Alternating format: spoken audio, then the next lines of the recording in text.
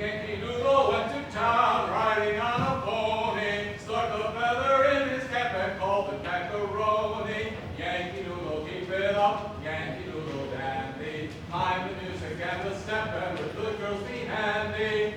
Father and I went down to camp along with Captain Pudding. There we saw the men and boys as thick as hasty pudding. Yankee Doodle, keep it up, Yankee Doodle dandy. Mind the music and the step, and with good girls be handy.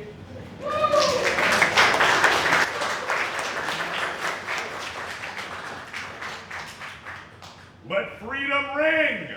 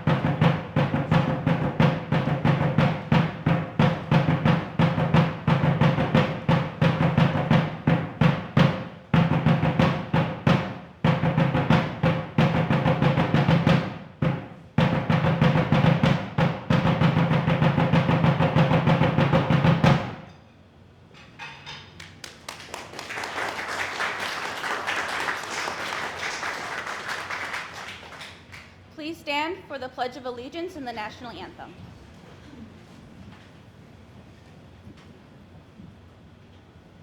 I pledge allegiance to the flag of the United States of America and to the republic for which it stands, one nation, under God, indivisible, with liberty and justice for all.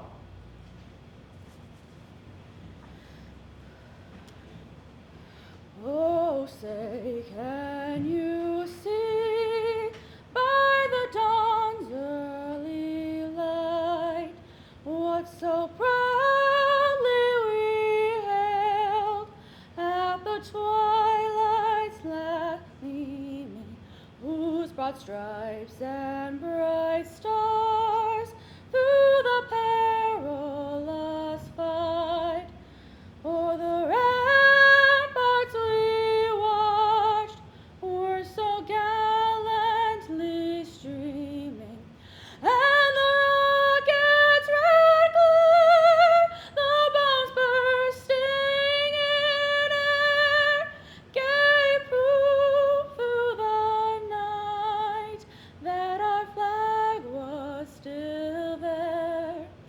Oh, say does that star-spangled banner yet wave o'er the land of the free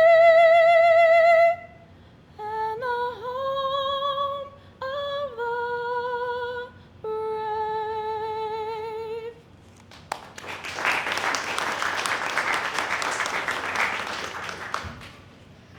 I would like to begin by drawing your attention to the framed version of the pledge beside the platform. On June 14, 1954, "Under God" was added to the Pledge of Allegiance by Dwight D. Eisenhower. The words were added in an effort to reaffirm the usage of faith in America's heritage during the Cold War. Thank you. Thank you, Casey. That was wonderful. Welcome, welcome. Hi, my name is Doug Farley. I'm the director at the Cobblestone Museum. And we are so glad that you chose to join us for this celebration of our nation's semi-sesquicentennial. I said I wasn't going to goof that up, I'm sorry. 250 years. What a wonderful celebration. And the Cobblestone Museum is glad to play a part in it today. We got our start with this church. Let's talk about this. Built in 1834. It's the oldest of any cobblestone church in North America, just so you know. 26 were built over a 40-year time period between 1820 and the Civil War, and this is the oldest. And we're very happy that beginning in 1960, the Cobblestone Museum was formed to save this church so that future generations could enjoy the beauty of this, not only the cobblestone masonry, but also the wonderful interior, which has been restored as well. So, welcome, thank you for coming. The program will outline how we're going to proceed, and just a little reminder at the end of the program today, everyone is invited for our All-American picnic in the side lawn. So, even if you weren't prepared, we're prepared for you. So please stay. Yes. Everyone, all comers, please, everybody, please stay. So without further ado, Maarit will lead us in the first call and response. Good morning. We will be singing America the Beautiful, but it will be interspersed with readings, and you will find those on page 641. So you'll have to keep your finger on 39, Oh Beautiful for Spacious Skies, and 641. So if you will turn to 641 now, please follow along. The congregation will be speaking the bolded areas, and then we will intersperse them with singings of verses of the hymn. Blessed is the nation whose God is the Lord, and the people whom he hath chosen for an inheritance. Righteousness exalteth a nation, but sin is a reproach to any nation. When the righteous are in authority, the people rejoice. But when the wicked beareth rule, the people mourn. Please turn to the first stanza.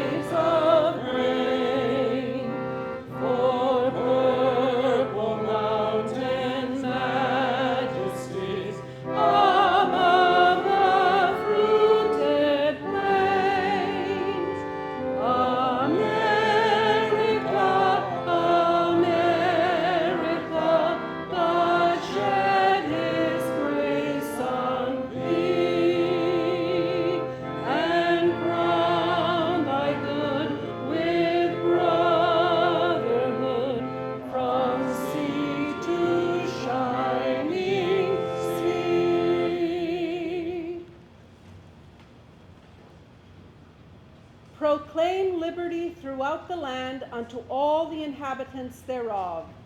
Loose the bands of wickedness and undo the heavy burdens.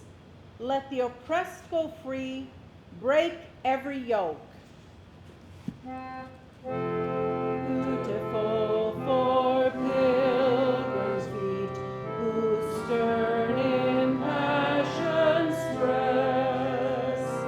A thoroughfare for freedom beat across the wilderness.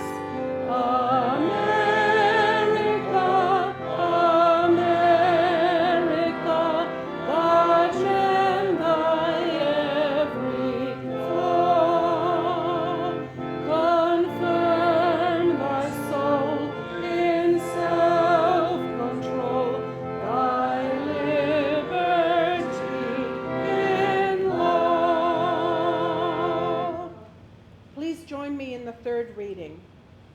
With malice toward none, with charity for all, with firmness in the right, as God gives us to see the right, let us strive to finish the work we are in, to bind up the nation's wounds, to care for him who shall have borne the battle, and for his widow and orphan, to do all which may achieve and cherish a just and lasting peace among ourselves and with all nations. Beautiful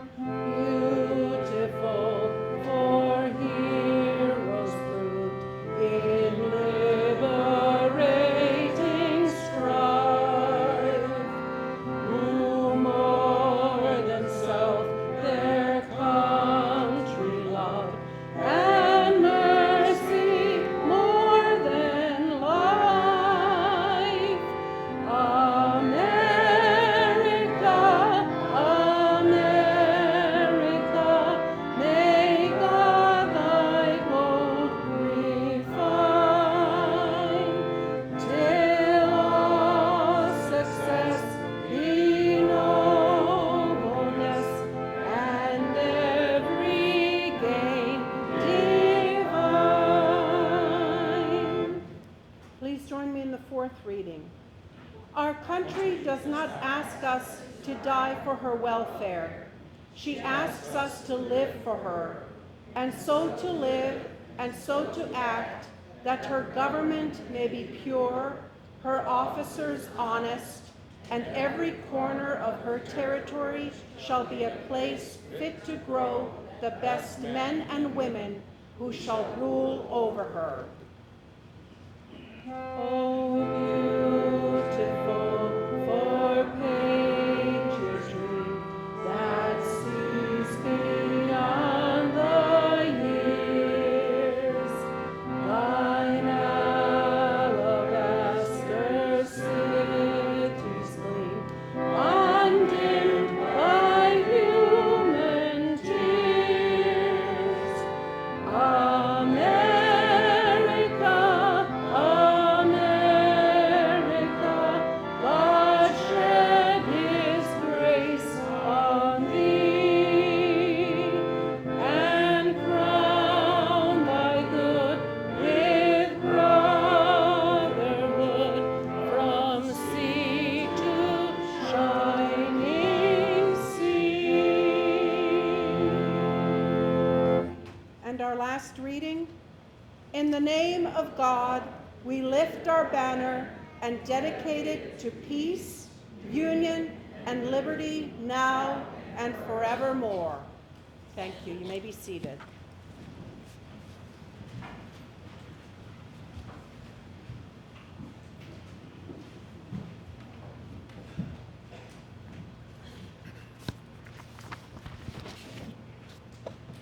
Let us turn now to the indomitable scribe whose quill struck the spark that lit a continent, Thomas Paine.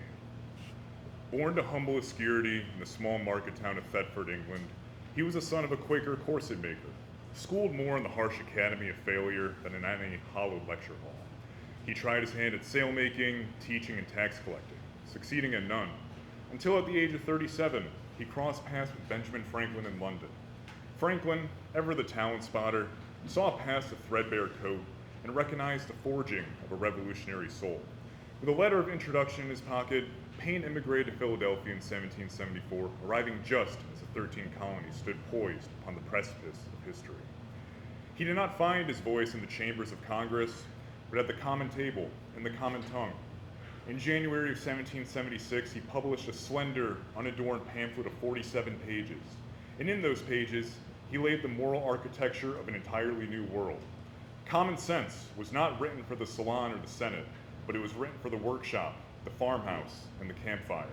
It sold 500,000 copies, a testament that the hunger for liberty was not confined to the educated elite, but burned in the breast of every ordinary citizen. And in that plain-spoken thunder, he declared the universal stakes of the American experiment, proclaiming, "The cause of America is in a great measure the cause of all mankind." He understood with prophetic clarity that this struggle was not a provincial squabble, but a watershed for the human spirit. It was he, too, who first dared to christen the scattered provinces with a name that would echo through the ages, the United States of America, a title that enshrined unity as its first principle and hope as its eternal corollary. Yet, noble proclamations are but hollow echoes unless tempered in the crucible of affliction. By December of 1776, that crucible had become an abyss. General Washington's army was dissolving into the frozen mists of Pennsylvania, routed, ragged, and despairing. The Revolution, so vibrant in the summer, was withering in winter's grip.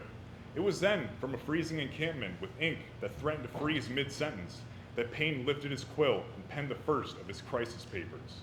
The opening words, seared into our collective memory, were not a comfort, but a battle cry. These are the times that try men's souls. The summer soldier and the sunshine patriot will, in this crisis, shrink from the service of their country. But he that stands it now deserves the love and thanks of man and woman. He offered no false consolation. He offered a gauntlet. For Paine understood that the soul of a nation is not revealed in triumph, but in trial. He taught us that the pearl of great price, liberty itself, cannot be had for a trifle.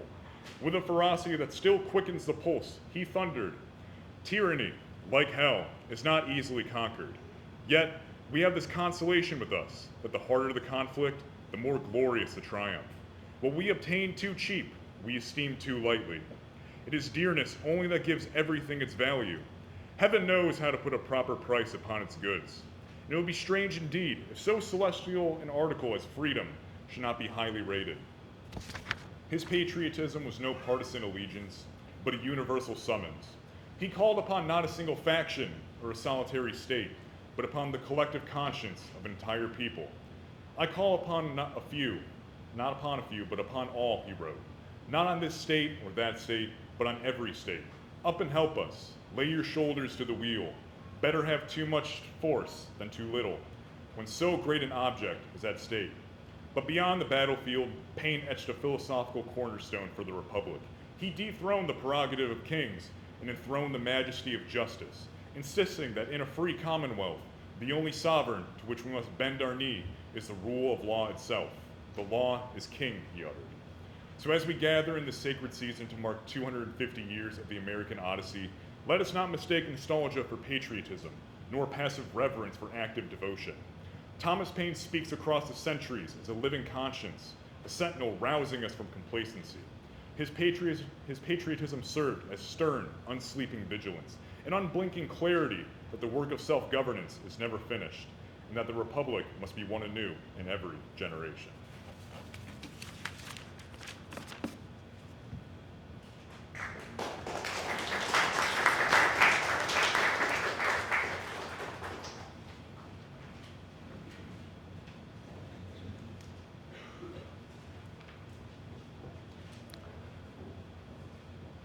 Looking around today, I know many of you will fondly remember Bernard Lynch. Now, it so happens that back in 1980, shortly after Bernard died, his brother, Gerald Lynch, gave the local Council on the Arts a candy box filled with cassette tapes that Bernard had recorded of himself playing various organs. Bernard had been a music teacher. He was the organist for many years at the Pullman Memorial Church in Albion, and he was a high school guidance counselor.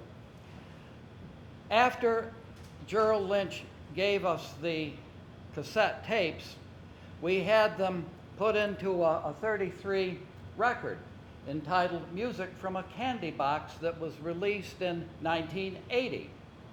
And it has on this record music from the Pullman Church, Presbyterian Church in Albion, the Gaines Carlton Church, and there was at that time an organ at the Merrill Grinnell Funeral Home where Bernard recorded himself.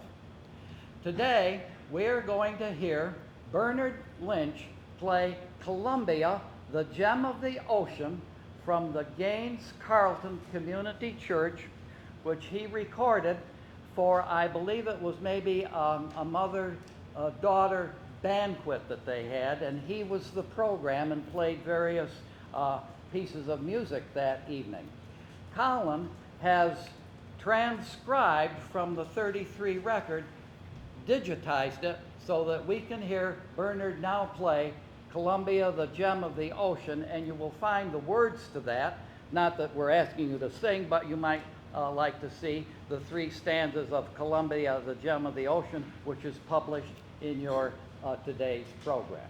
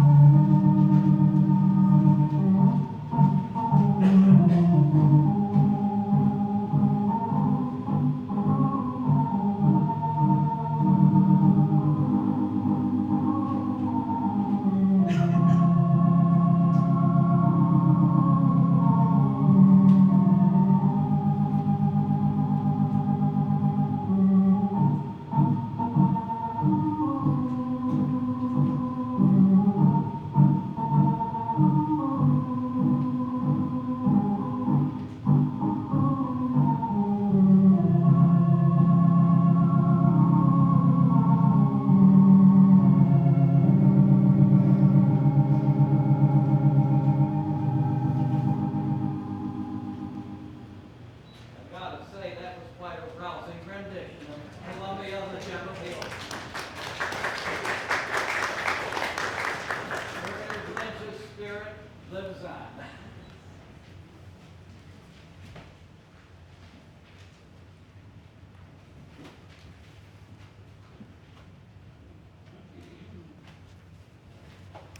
There were 4 men who added their signatures to the Declaration of Independence from the state of New York, who we remember today. One was Lewis Morris III. He was the eldest son of Lewis Morris II and his mother of Dutch ancestry, which makes him one of only 2 Dutch Americans to sign the Declaration of Independence. He was born in 1726 at the family's manor of Morrisania. It was a 1,000 to 2,000 acre estate located in what is today the Bronx of New York City. Educated by tutors at home until he entered Yale at age 16, he helped his father manage their agricultural estate after graduation. A family man, he married the daughter of a wealthy merchant and fathered 10 children. Morris inherited most of the family estate when his father died as the firstborn son. He was only 36 years old and already one of the wealthiest men in the colony. Like most wealthy men of the time, he was urged into public service. In the 1760s, tensions increased between England and her American colonies. In 1765, royals approved the Quartering Act. That meant that the colonies had to pay to house and feed British Army soldiers who were stationed in North America. The New York Restraining Act of 1767 threatened to punish New York unless they agreed to comply with this Quartering Act. New York obeyed, but Morris grew very resentful of English rule and became a very outspoken critic of it.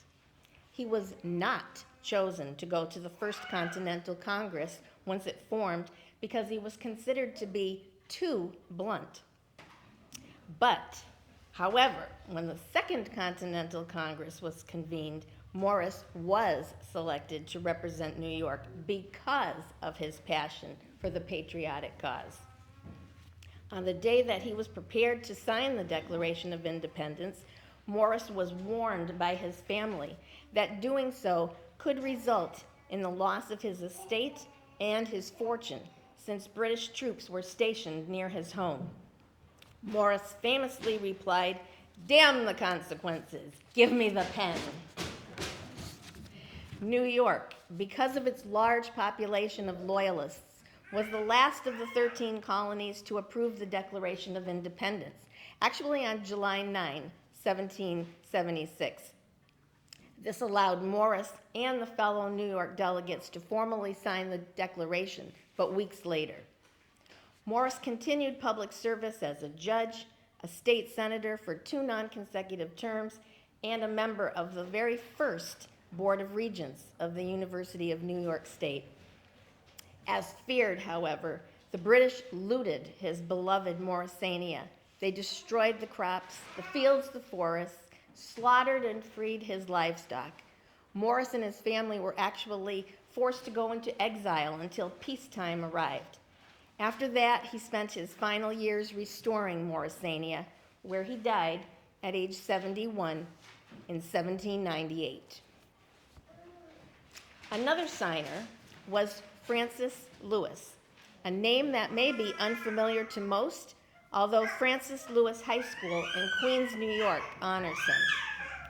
He was noted as one of only 16 to have signed both the Declaration of Independence and the Articles of Confederation, which is the first Constitution of the United States. He is also believed to have been the 5th wealthiest signer of the Declaration. Now, he was born in 1713 in Llandaff, Wales. He was an only child, orphaned by age 5, and raised by his aunt. After attending school in Scotland and England, he apprenticed at a mercantile house in London. At age 21, he inherited property from his father's estate, sold it, converted the funds to merchandise. He gave a portion of the goods to his business partner, who eventually would become his brother-in-law. And Louis brought the remaining goods to New York and then Philadelphia to sell them, and then he returned to New York in 1736. He was a highly successful businessman. He was trusted by the British military to supply them with uniforms during the French and Indian War. Now, while he was at Fort Oswego, acting as a sales agent, the French and their Indian allies attacked. The British surrendered the fort to the French, and Louis, although spared from death, was captured and taken to France. This traumatic captivity ended through a prisoner exchange when peace was achieved in 1763. Louis was then returned to New York, and the British government awarded him 5,000 acres of land to compensate for the lost years of his life. Now, although the British did this, he did not feel that he owed them anything. Once he turned to business and quickly amassed a large fortune before retiring and turning to politics. Over time, his concern increased about the direction that Parliament had toward the colonies. He soon had a reputation as being one of the most committed political radicals in New York City. He was a founding member of the local chapter of the Sons of Liberty, which was a loosely organized, sometimes even violent, political organization of the 13 colonies that defended the rights of the colonists. Louis joined several other committees of the day as a true activist to protest the British. When the Continental Congress was formed in 1774, Francis Louis was one of the New York delegates, and he was also for the Second Continental Congress, which is where he served from 1775 to 1779. During this period, he signed the Declaration of Independence, but again, only after New York signaled the instructions to the signers to proceed. Like his fellow signers, Louis was aware that he could be a target of the British Army. Now, it was in 1776 when Louis's home in Whitestone, Long Island, which is Queens today, was attacked. The British troops ransacked his home, and Louis's wife was actually arrested and imprisoned under supposedly documented inhumane conditions. Although she was eventually part of a prisoner exchange, which was arranged by General Washington himself, the ordeal ruined her health to the extent that she did not ever recover after being reunited with her husband and died later in 1779. Only 3 of Louis's 7 children lived to adulthood. Francis rebuilt his mercantile business with his son and namesake as his partner after retiring from public service. He then lived out a quiet life with his 2 sons and his grandchildren until his death in 1802.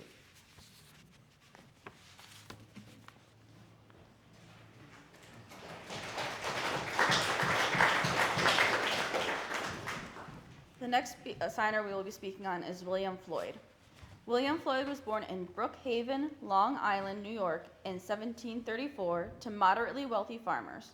He was active in local politics, attained the rank of Major General in the New York militia, and held a belief that Britain's policies were a threat to the colonists' liberties.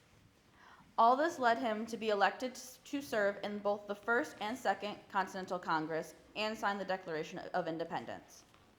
Shortly after the Declaration was signed, Floyd's family farm was seized by the British and held for 7 years.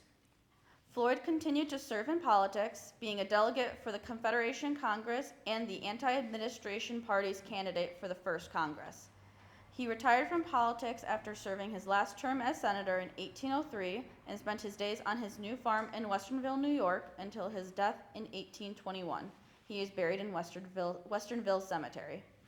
The last of the 4 signers is Philip Livingston. Philip Livingston was born in Albany, New York in 1716 to an already influential family. His father made sure he was well educated, and he graduated from Yale in 1737. After graduating, he established an imports business in New York City, becoming well known for his philanthropic endeavors. He entered the political sphere during this period, and by 1768, he had become the Speaker of the colony's provincial assembly. In the 1760s, Philip had hoped for a peaceful compromise between Britain and the colonies, But by 1774, he no longer believed reconciliation was possible, and he agreed to be a delegate for the First and Second Continental Congress and to sign the Declaration of Independence. In 1778, Philip would pass away in York, Pennsylvania, while serving in the Second Constitutional Convention. He is buried in Prospect Hill Cemetery, York, Pennsylvania.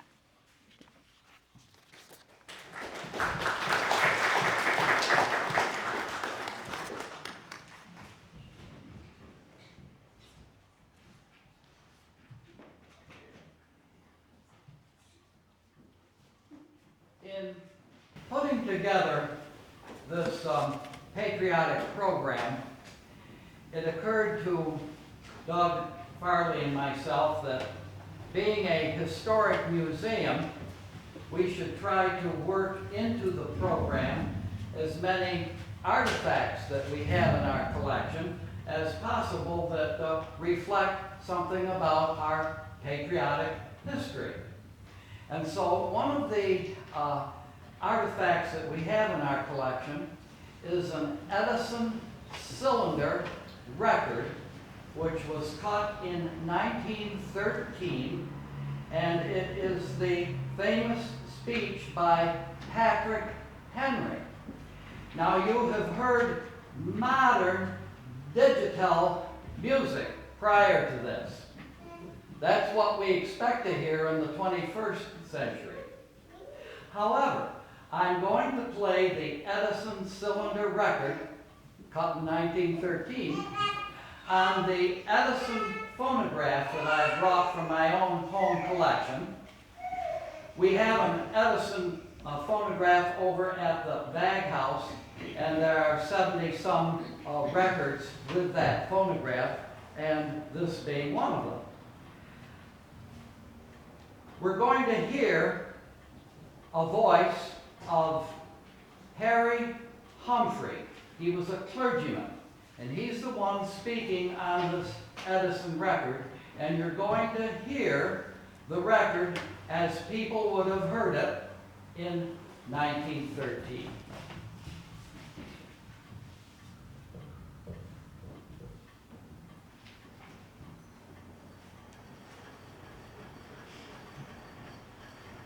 Born in Virginia in 1736, died in 1799. He began life as a farmer, made a tailor, and then took up the profession of law, in which for a time he achieved only moderate success. His rare gift as an orator, however, attracted attention, and in 1765 he was elected a member of the Virginia legislature, or House of Prejudice, as it was then called. He astonished all by his powerful eloquence in opposing the Stamp Act, and he was among the foremost in defying the tyrannical steps of King George III and his Parliament. It was on March the 23rd, 1775, that losing patience with the timidity of his associates, he swept the Second Revolutionary Convention of Virginia on his feet by his magnificent oratory. The historical 50 Liberty or 50 speech was delivered in the old church in Richmond, and among the orators who were held spellbound by the impassioned appeal was young Thomas Jefferson, who often referred to his aspirations in after years. In telling after these things, may we indulge upon hope of peace and reconciliation. There is no longer any room for hope. If we wish to be free, we must fight. I repeat it, we must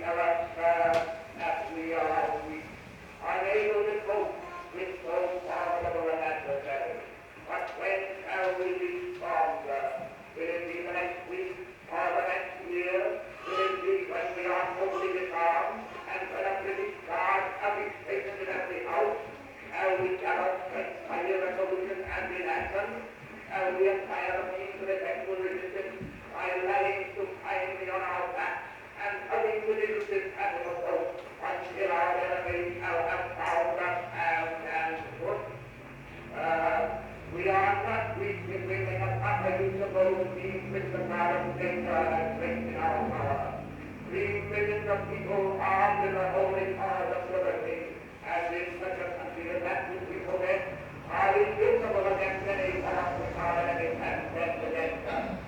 Besides, we shall not fight our battles alone. There is a just God who presides over the destinies of nations, and who will raise up friends to fight our battles for us. The battle, sir, is not for the strong alone. It is for the vigilant, the active, the brave. Besides, we have no reaction. If we were safe enough to retire it is now too late to retire from the contest. There is no retreat but in submission and slavery. Our chains are torn. Their clashing may be heard on the plains of Boston. The war is inevitable, and let it come. I repeat it, let it come. It is in vain, to extenuate the matter. Gentlemen, may cry peace, peace, but there is no peace. The war is actually begun. The next gale that sweeps from the north will bring to our ears the crash of resounding arms. Our brethren are already in the field. Why stand we here idle? What is that gentleman with? What would they have? Is life so dear, or peace so sweet, as we purchase at the price of chains and slavery? Or bidding Almighty God? I know not what thought others may take, but as for me, give me liberty, or give me death.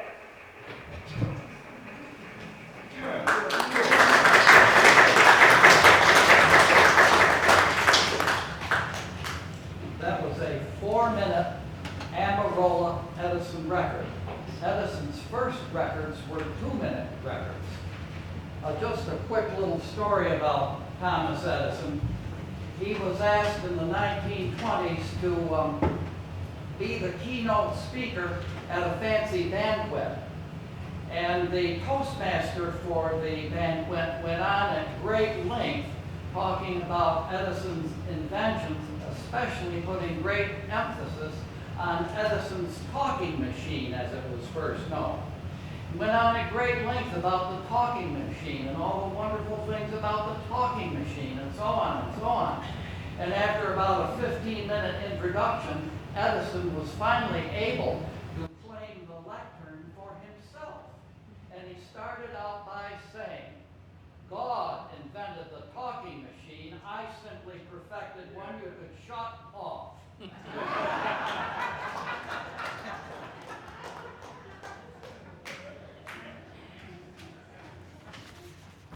Please stand and let us all sing together the Battle Hymn of the Republic found on page 205.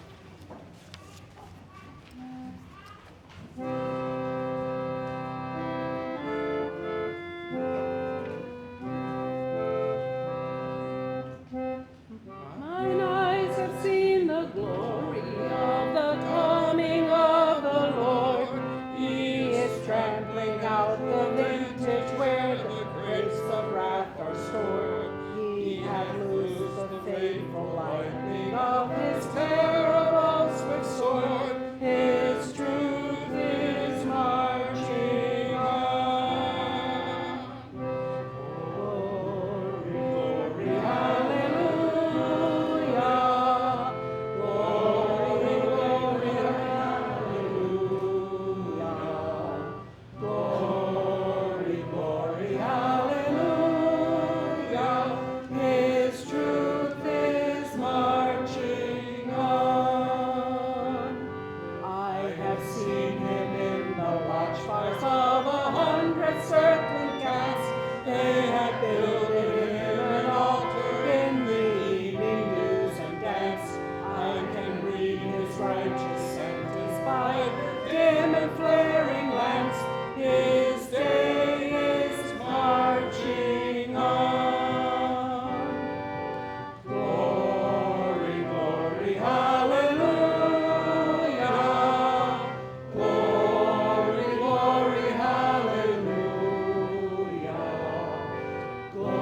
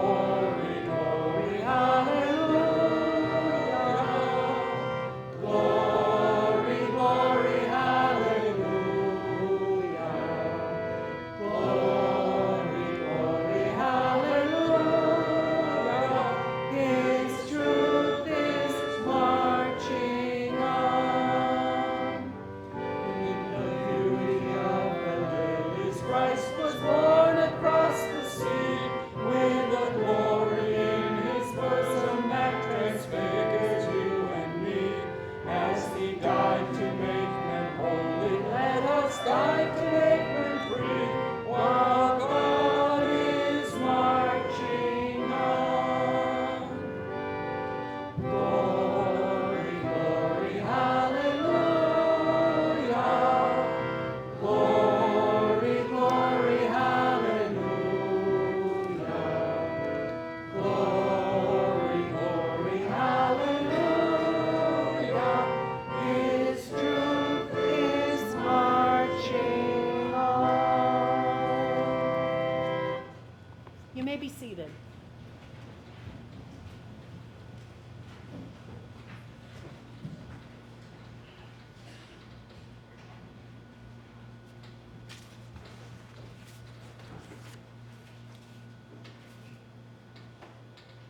Before I get into the topic, Liberty Pole, I point out some other artifacts that we have on display today. The two flower vases on the flower stands, one pictures George Washington, the other Martha Washington. These were produced in 1932 for the 200th anniversary of George Washington's birth. They're part of our collection over at the Vaga House. The illumination of the Pledge of Allegiance normally hangs down at the Cobblestone schoolhouse. This, however, was published before 1954 when the words "under God" were added. So this illumination does not include those two words. And down here on the table in front is our collection, part of our collection of patriotic plates. There's notation in your program notes about them. You're welcome to come up and look at these plates. We have selected things that represent things that happened 250 years ago. And there's also a picture on the table that you might like to take a closer look at of the Sons of Liberty raising a Liberty pole. My interest in Liberty poles came about in 1981, and it was when I was reading an old copy of the Orleans Republican, which was published in 1922. Lafayette H. Beach, the publisher of the paper, had a weekly column entitled "Doings of the Old Days Long Gone By. Do you remember when?" And "Do you remember when" led into a tall Liberty pole, when a tall Liberty pole stood on the north side of the canal near the Mansion House with a perch halfway up, upon which rested a big wooden eagle.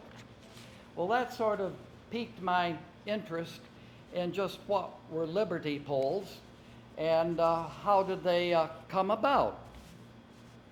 In doing some research on the subject, I soon found that the Sons of Liberty met under a large elm tree in the Boston Commons, and that's where they rallied together and for the cause of liberty. As a result, the British soldiers wanted to disperse these troublemakers, and so they cut the tree down. Well, the Sons of Liberty weren't about to stand for that, so they erected a pole in its place. The next pole, Liberty Pole, then appeared a couple of years later in front of City Hall in New York City, and the idea then caught on. Now, Liberty poles were not flag poles. They didn't hoist up an American flag on these Liberty poles. They may have used banners or other such patriotic devices. Now, we have a Liberty pole here in the Cobblestone Museum complex. I suggested to the Board of Trustees in 1981 that we might put up a replica of the one which was located near the Mansion House. That would be just north of the canal on the west side of the street. That's a party house known as Tinsel there, now next to the Lake Country Penny Saver, where the Mansion House was located. We don't know who erected the pole, but a tall pole had an eagle halfway up. The Cobblestone Board of Trustees liked the idea, and they said, why don't we put it off until 1982? Well, 1982 was the 200th anniversary of the American eagle being our emblem. And so because the Liberty pole had an eagle on a perch halfway up, that's what we went with. We had Larry Bond from over near Lindenville, a sculptor, do the eagle, and to cap it off, a sphere was turned on a lathe by Milford Hay. Now, Larry Bond made a model of our Liberty pole, which is here on the stage. Dick Cook, who was chairman of our buildings and grounds at the time, he was an electrician. He had contact with people from Niagara Mohawk. So, unbeknownst to their supervisor, the workers for Niagara Mohawk delivered a pole, and they put it across the brook over here, parallel to the brook on Route 98. I put it up on sawhorses and painted it, and eventually Larry Bond had the carved eagle that was bolted to the pole, and when the pole was painted, the eagle on it, Niagara Mohawk men, unbeknownst to their supervisor, came back for Niagara Mohawk, delivered a pole, and they put it across the brook over here, parallel to the brook on Route 98. I put it up on sawhorses and painted it, and eventually Larry Bond had the carved eagle that was bolted to the pole, and when the pole was painted, the eagle on it, Niagara Mohawk men, unbeknownst to their supervisor, came backed around in there and erected the pole for us. And we have a stone marker in front of the pole, which was given to the museum by my father. It's a piece of limestone which he said came out of a bridge abutment when they widened the canal. And the marker states, "To the people of Gaines, this Liberty pole replica was erected in the year of the Eagle, 1982, by the Cobblestone Society." The only other device similar to this is a so-called Liberty pole. It's known as the Grant Club pole, and it was originally located at the intersection of Routes 93 and Route 5 directly south of the village of Akron on Route 5. It seems that pole was put up in 1872 when Grant came through giving a political speech when he was running for president. That pole is painted red, white, and blue.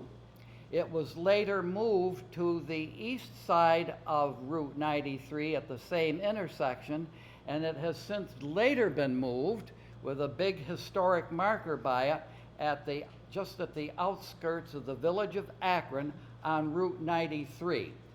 It's a prominent landmark as you enter the village of Akron.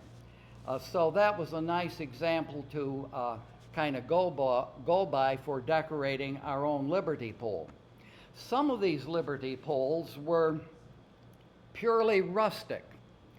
There's indication in one of the papers that at one time a Liberty pole was erected on the courthouse lawn in Albion that was 180 feet high. That's as tall as the Presbyterian Church steeple. Well, I'm not sure, can't always believe everything you read in the paper. However, my great-grandfather, Francis Harling, who lived out on East County House Road, He was a farmer and a blacksmith. And legend passed down in our family is that at some point, probably in the 1870s, I'm guessing, he was commissioned by, I believe, the Democratic Party to make 2 straps of iron so that they could put 2 poles end to end, strap them together so that they could put up maybe a taller pole than the Republicans. My grandfather Lattin remembered that sometime in the 1870s, 2 liberty poles were erected up here in Gaines. I suppose both political parties, one of them probably tried to outdo the other by putting up a taller pole. Now, in the center fold of your program today, you will see an illustration that is entitled Raising the Liberty Pole, a sacred symbol to the Sons of Liberty in their battle for American rights. Well, we see with this liberty pole, there are banners connected to it, there are ropes connected to it, and they're pulling this pole up. A hole has been dug for the pole. We see the pick and shovel on the ground near the hole. And we know in some cases, it doesn't show here, but in some cases, people use pike poles to push the pole up as well as pulling it up with ropes. It's a little hard to see, but I find details in illustrations sometimes very interesting. At the base of the pole, where they're shoving it, pushing it into the ground, they have stuck a plank into the hole. So as the pole is being pushed into the hole, it's not digging into the earth on the side of the hole they've just dug. It's pushing against a plank so that it will slide in better. Interesting little detail. Now, this was a grand celebration, as we see in this artist's illustration. No photographs at the time this liberty pole was being erected. And we see it's a total representation of all kinds of Americans.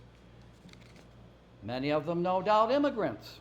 We see an African American in the picture, children, a dog running around, a picnic basket. This was a day of great celebration.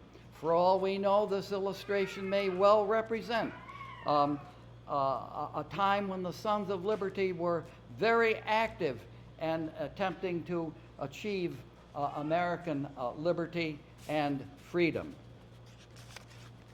You will also notice on the inside back cover our New York State flag and Great Seal. And I find it very interesting that liberty poles were still in the forefront of people's minds, at least in 1882, when this first insignia was envisioned. I want to draw your attention to the allegorical figure on the left side of the shield. That allegorical figure is liberty. Well, liberty's an abstract idea. How do you illustrate liberty? So our Victorian ancestors used sometimes female allegorical figures to get across certain ideas. And here we see liberty. Notice what liberty is holding.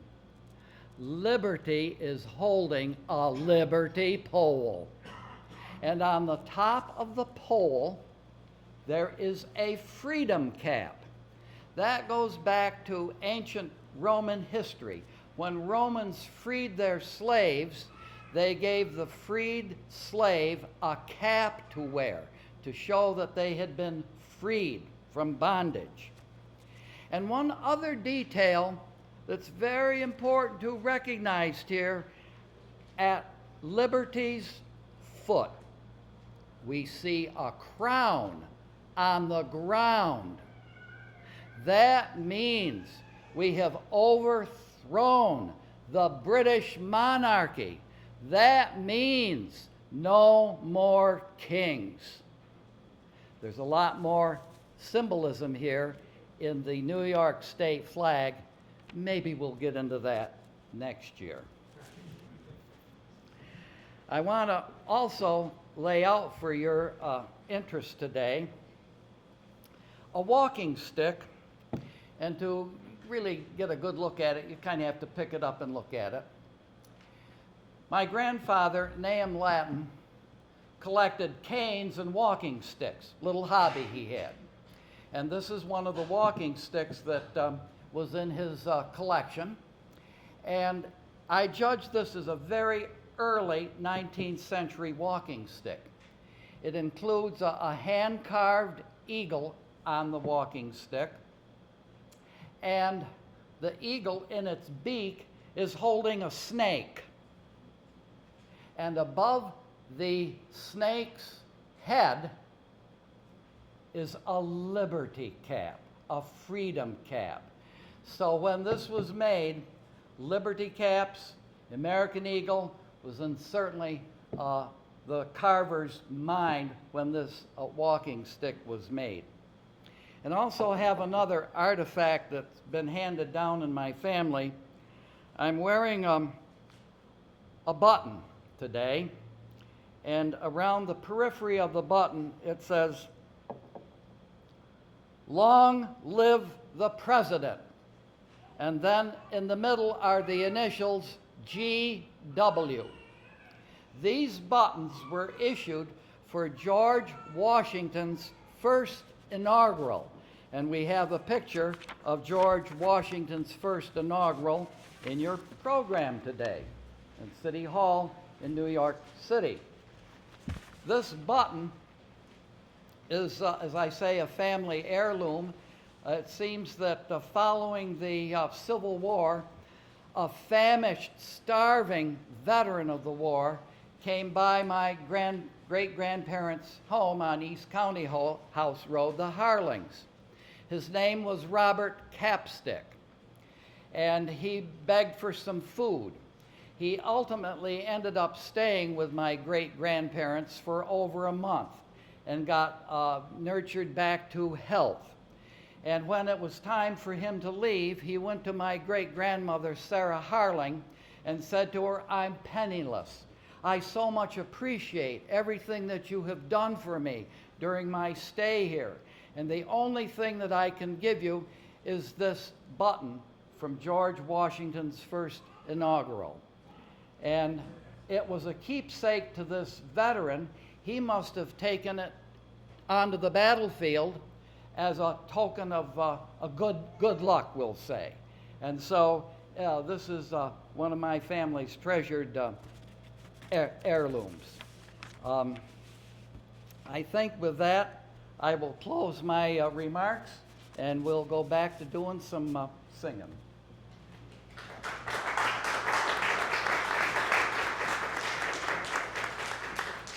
Before we do that, Sylvia and Sue have agreed to pass through the assemblage today and collect the Freewill Offering. This is entirely up to your discretion if you'd like to make an offering for this type of program, that we will receive it at this time. And thank you, Raymond, for playing a little offertory music. So.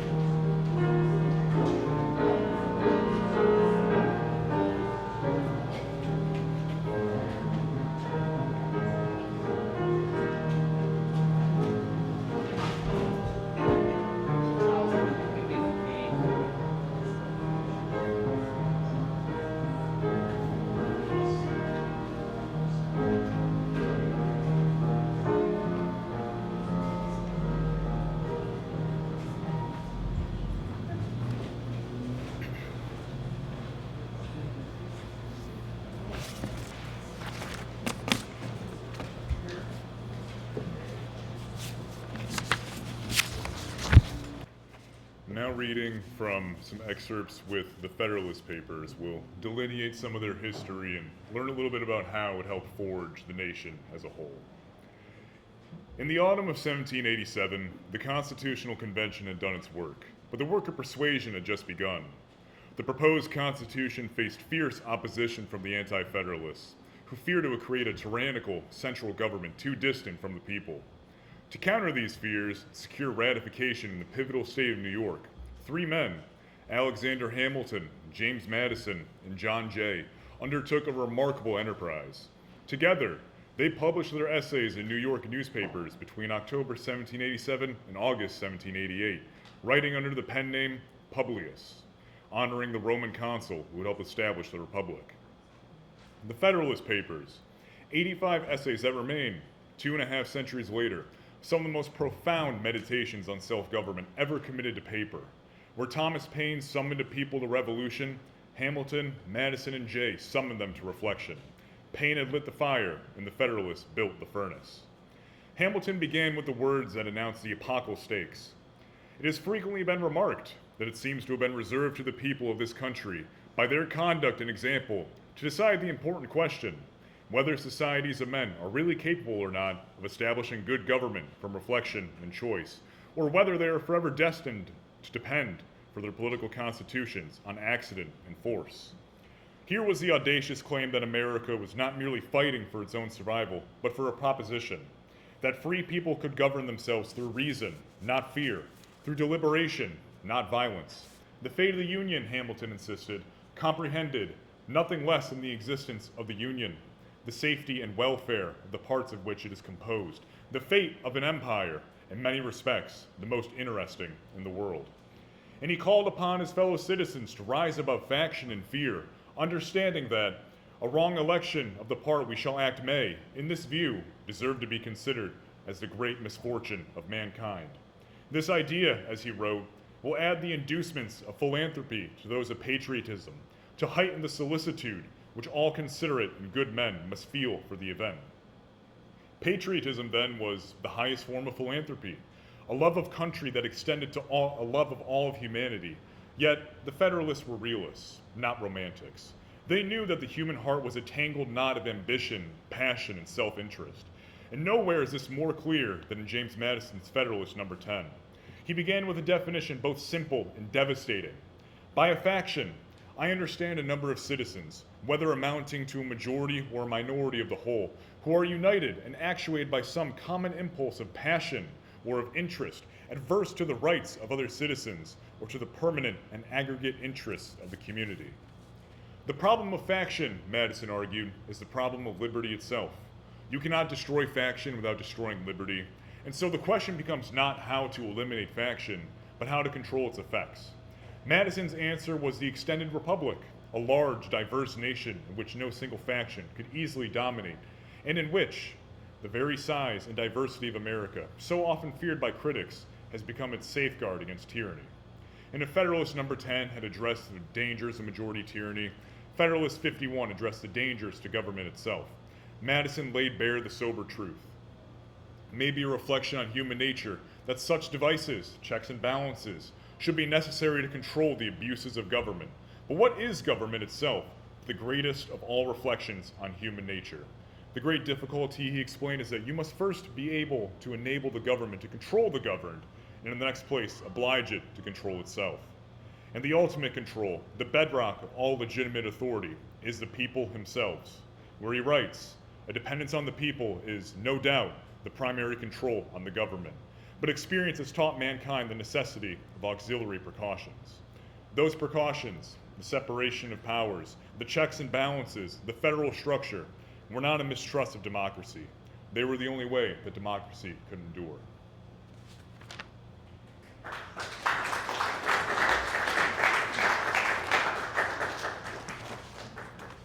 Please stand and we shall sing together on hymn number 17, My Country 'Tis of Thee.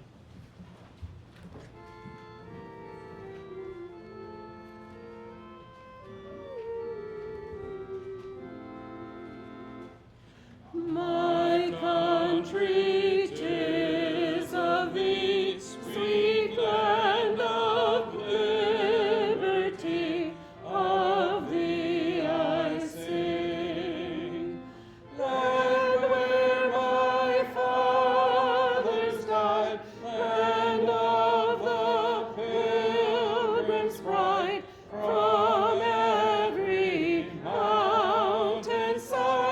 let freedom ring. My native country, the land of the noble free, thy name I love. I love thy rocks and rills, thy woods and templed hills.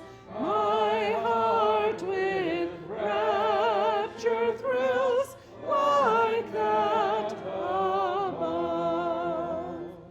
Let music swell the breeze and ring from all the trees, sweet freedom's song.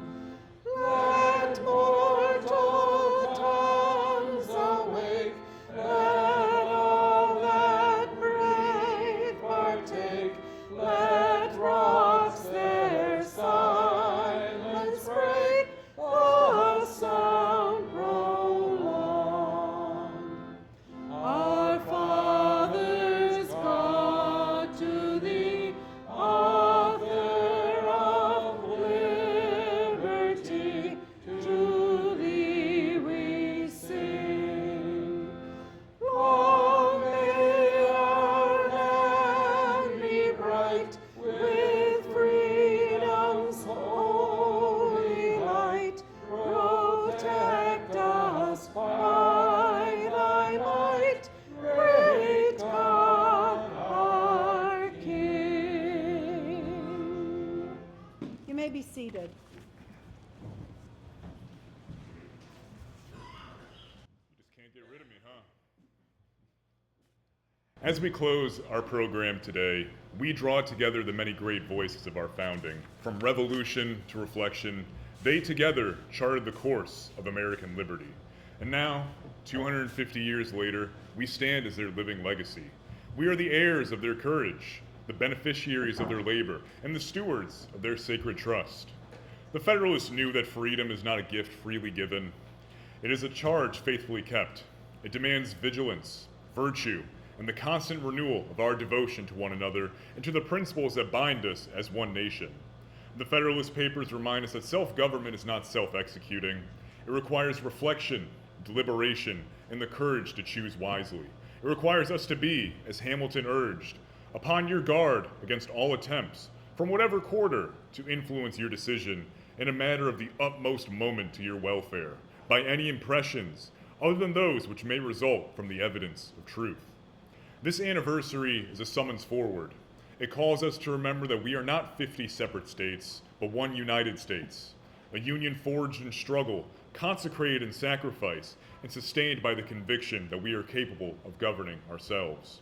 We celebrate today not as a perfect nation, for we have never been that, but as a nation always striving toward perfection, a nation where ambition is tempered by accountability, where power is checked by principle, and where the people remain the ultimate source of all just authority. For 2.5 centuries, the American experiment has endured through war and peace, through division and renewal, through trials that would have shattered lesser nations. It has endured because generation after generation have chosen reflection over reaction, principle over passion, and union over faction. May we be that generation now. May we be worthy of the founders who pledged their lives, their fortunes, and their sacred honor. And may we pass on to our posterity a nation as free, as just, and as hopeful as the one they dreamed into being. Let us honor the past by building the future, and let us never forget that the cause of America remains, as in the words of Thomas Paine, the cause of all mankind.